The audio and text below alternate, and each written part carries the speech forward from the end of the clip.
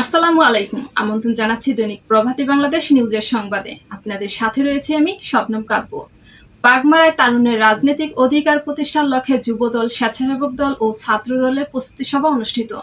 আমাদের বাগমারা উপজেলা প্রতিনিধি মোহাম্মদ দোয়েল আহমেদের পাঠানো ভিডিও চিত্রে থাকছে বিস্তারিত। রাজশাহী ও রংপুর বিভাগে তারুণ্যের রাজনৈতিক অধিকার প্রতিষ্ঠা শীর্ষক সমাবেশকে সফল করতে বাগমারা উপজেলা যুবদল, স্বেচ্ছাসেবক দল ও ছাত্র দলের উদ্যোগে একটি প্রস্তুতি সভা অনুষ্ঠিত হয়েছে। উপজেলার বিভিন্ন ইউনিটের নেতাকর্মীদের উপস্থিতিতে সভায় প্রধান অতিথি হিসেবে উপস্থিত ছিলেন বাগমারা উপজেলা বিএনপির সদস্য সচিব এবং রাজশাহীর ৪ বাগমারা আসনে বিএনপি মনোনীত সম্ভাব্য প্রার্থী অধ্যাপক মোহাম্মদ কামাল হোসেন। তিনি তার বক্তব্যে আগামী রাজনৈতিক লড়াইয়ে তারুণ্যের অংশগ্রহণ নিশ্চিত করতে দিক নির্দেশনামূলক বক্তব্য প্রদান করেন। এই সভায় নেতৃবৃন্দ বলেন, এই সমাবেশ রাজনীতিতে তারুণ্যের অধিকার সম্পৃক্ত করা একটি গুরুত্বপূর্ণ পদক্ষেপ।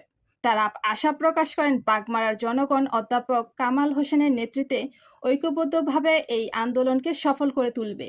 যারা বিএনপির নেতৃত্বে আছি তারা ছাত্রদল, যুবদল, স্বেচ্ছাসেবক দলকে সহযোগিতার মাধ্যমে একটি শক্তিশালী সংগঠনে রূপান্তরিত করতে হবে এবং তারুণ্যের প্রথম ভোট এই স্লোগান বাংলাদেশের মানুষের কাছে পৌঁছে দিতে হবে।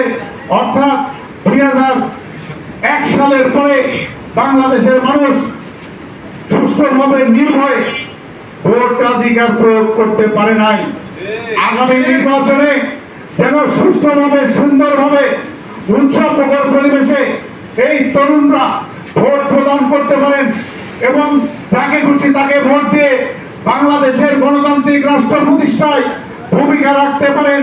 সেই জন্য সাম্য, ভ্রাতৃত্ব, আধুনিক এবং মানবিক বাংলাদেশ প্রতিষ্ঠিত করার জন্য দেশনায়ক তারেক রহমান এই তারুণ্যের সমাবেশ সারা বাংলাদেশে ডাক দিয়েছেন।